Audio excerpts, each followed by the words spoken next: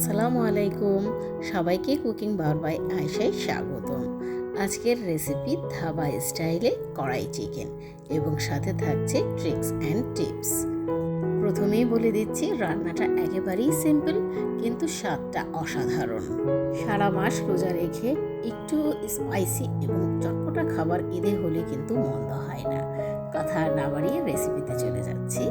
এখানে আমি একটা মুরগি নিয়ে নিয়েছি। মুরগিগুলো আমি মিডিয়াম সাইজ করে কেটে নিয়েছি। অতিরিক্ত ছোট পিসও করিনি, আবার অতিরিক্ত বড় পিসও করিনি। যেহেতু ধাবা স্টাইলে কড়াই চিকেনটা রান্না করব, তাই মুরগির পিসগুলো মিডিয়াম সাইজ করে ধুয়ে কেটে পরিষ্কার করে নিয়েছি। মাংসটা সরিয়ে নিচ্ছি। কড়াই চিকেনের জন্য কিছুটা সবজি কেটে নিয়েছি। এখানে 200 থেকে 250 গ্রাম লাল টুকটুকে পাকা টমেটো মাঝখান দিয়ে টুকরো করে এবং মুখটাকে সরিয়ে নিয়েছি। আর কিছু পেঁয়াজ কেটে নিয়েছি। পেঁয়াজ থেকে লেয়ারগুলো এভাবে খুলে নিয়েছি। আর সাথে আছে একটা ক্যাপসিকাম। ক্যাপসিকামটা আমি ট্রায়াঙ্গেল সাইজ করে কেটে নিয়েছি। ভিডিওতে দেখতেই পাচ্ছেন। সবজিটা ট্রায়াঙ্গেল করে কেটে নিলে দেখতে খুবই ভালো লাগে। এখানে 4-5টা কাঁচামরিচ 2 টুকরো করে নিয়েছি। এখন একটা স্পেশাল মশলা রেডি করে নেব। এখানে 2 চা চামচ আস্ত ধনে, 1 চা চামচ আস্ত জিরে, 1 চা চামচ কালো গোলমরিচ, 1 চা চামচ মৌরি ও 8-10টা শুকনো মরিচ, একটা দারচিনি, একটা স্টার মশলা, 4টা এলাচ দিয়ে একটু ভালো করে নেড়েচেড়ে ভেজে নেব। মশলাটা ভাজার সময় চুলার আঁচটা একেবারেই লোতে থাকবে, যেন মশলাটা পুড়ে না যায়। এবং মশলা থেকে যখন একটা অ্যারোমা বের হবে, তখনই ভালো করে নেড়েচেড়ে মশলাটাকে নামিয়ে ফেলতে হবে। মশলাটা আমার ভাজা হয়ে গেছে। এখন আমি ক্র্যাশ করে নেব। চুলায় একটা কড়াই বসিয়ে নিয়েছি। এখানে আমি যথেষ্ট পরিমাণের তেল অ্যাড করে নিচ্ছি। তেলটা আমি একটু বেশি পরিমাণে অ্যাড করব। এখানে না হলেও 100 ml তেল আছে। এখন চিকেনটা আমি অ্যাড করে নিচ্ছি ও নেড়ে চেড়ে 2-3 মিনিট ভেজে নেব।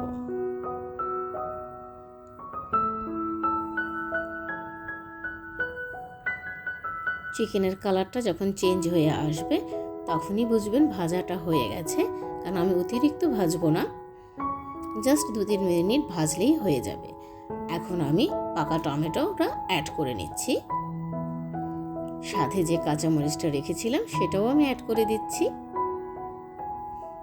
চিকেনে কিন্তু আমি প্রথমে লবণ অ্যাড করিনি, কারণ প্রথমে লবণ অ্যাড করলে চিকেন থেকে পানি ছেড়ে দিত।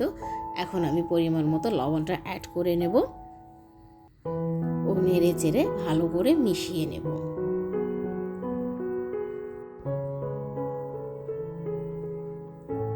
চিকেন এবং টমেটো থেকে যেন পানি বের হয়ে আসে, এই কারণে আমি এখন একটু ঢাকনা দিয়ে ঢেকে রাখবো এবং চুলার আঁচটা লোতে করে নেব।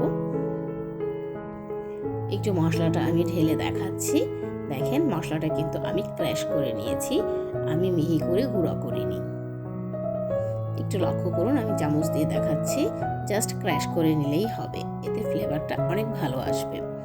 দেখি চিকেনটার কি অবস্থা। দেখেন, চিকেন থেকে কিন্তু বেশ পানি বের হয়ে এসেছে। চিকেনে আমি এক্সট্রা কোনো পানি অ্যাড করব না। এখান থেকে যা পানি বের হয়েছে, এই পানিতেই আমি চিকেনটা আজ রান্না করব। টমেটোগুলোও কিন্তু গলে গিয়েছে। এখন একটা চিমটার সাহায্যে টমেটোর যে স্কিনগুলো সেগুলো আমি তুলে ফেলবো, যেহেতু টমেটোটা অনেক গলে গিয়েছে।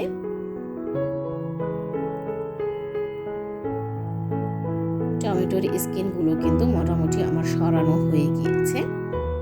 এখন 1 টেবিল চামচ আদা রসুন পেস্ট অ্যাড করে নিচ্ছি ও একটু নেড়ে চেড়ে চিকেনের সাথে মিশিয়ে নেব। এখন এক এক করে ঘরোয়া কিছু মশলা অ্যাড করে নেব। 1/2 চা চামচ হলুদের গুঁড়া, 1 চা চামচ মরিচের গুঁড়া, 1/2 চা চামচ ধনে গুঁড়া, 1/2 চা চামচ জিরা গুঁড়া দিয়ে ভালো করে চিকেনটাকে মিশিয়ে নেব মশলার সাথে। এবং টমেটোগুলো কিছুটা হাত দিয়ে এভাবে চেপে চেপে ভেঙে নেব, যেন মশলার সাথে খুবই ভালোভাবে মিশে যায়। এখন চিকেনটা আমি কিছুক্ষণের জন্য ঢাকনা দিয়ে ঢেকে রাখবো। ফিরে এলাম কিছুক্ষণ পর। দেখি চিকেনটার কি অবস্থা। চিকেনটা আমি আবার একটু নেড়ে দেব যেন নিচে না লেগে যায়। দেখতেই পাচ্ছেন কতটা সুন্দর কালার এসেছে। চিকেনটা আমি আবার ঢাকনা দিয়ে ঢেকে দিব। চিকেন থেকে কিন্তু অনেকটা তেল বের হয়ে এসেছে, তার মানে চিকেনটা আমার 80% সিদ্ধ হয়ে গিয়েছে। চিকেনটাকে আমি খুবই ভালোভাবে নেড়ে চেড়ে নেব। যেহেতু মশলাটা ঘন হয়ে এসেছে, এই সময় কিন্তু লেগে যাওয়ারও ভয় থাকে। আর চিকেনটাও কিন্তু আমার 80% হয়ে গেছে। এখন আমি যে সবজিটা কেটে রেখেছিলাম সেটা আমি অ্যাড করে দিচ্ছি ও নেড়ে চেড়ে চিকেনের সাথে মিশিয়ে নিচ্ছি। এখন আর চিকেনটাকে ঢাকনা দিয়ে ঢেকে দেব না। এখন নেড়ে চেড়ে এভাবেই 2-3 মিনিট রান্না করে নেব।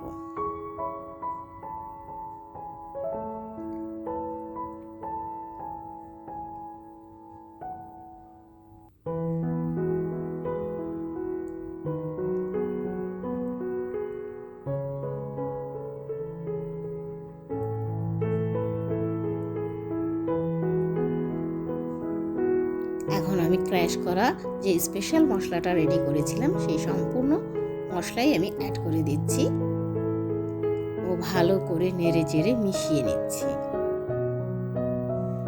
মশলাটা দেওয়ার পর আমি আরও 2 মিনিট এভাবেই নেড়ে চেড়ে রান্না করে নেব।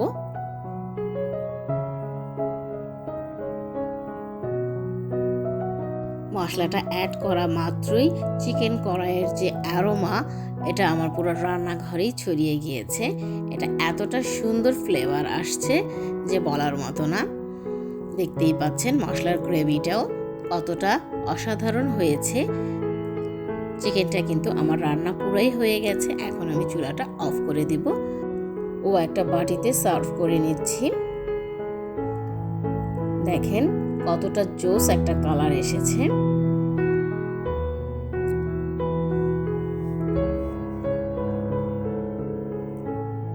হয়ে গেছে আমার ধাবা স্টাইলে কড়াই চিকেন। এই রেসিপিটা রুমালি রুটি, নান, পোলাও, গরম ভাতের সাথে বলতে গেলে সব কিছুর সাথেই কিন্তু জমে যায়। এটা এতটা অসাধারণ একটা রেসিপি। মশলার গ্রেভিটা দেখে নিশ্চয়ই মুখে জল চলে এসেছে। আশা করি আপনাদের কাছেও ভালো লেগেছে রেসিপিটা। যদি ভালো লেগে থাকে অবশ্যই লাইক, কমেন্ট ও একটা শেয়ার করে দিবেন আর অন্যকেও দেখার সুযোগ করে দিবেন। আপনাদের এক একটা লাইক, কমেন্ট আমাকে আরও উৎসাহিত করে নতুন রেসিপি শেয়ার করার জন্য। চেষ্টা করব সকল কমেন্টের অ্যান্সার দেওয়ার জন্য। আজ এই পর্যন্ত আমি আয়েশা বিদায় নিচ্ছি। আল্লাহ হাফেজ।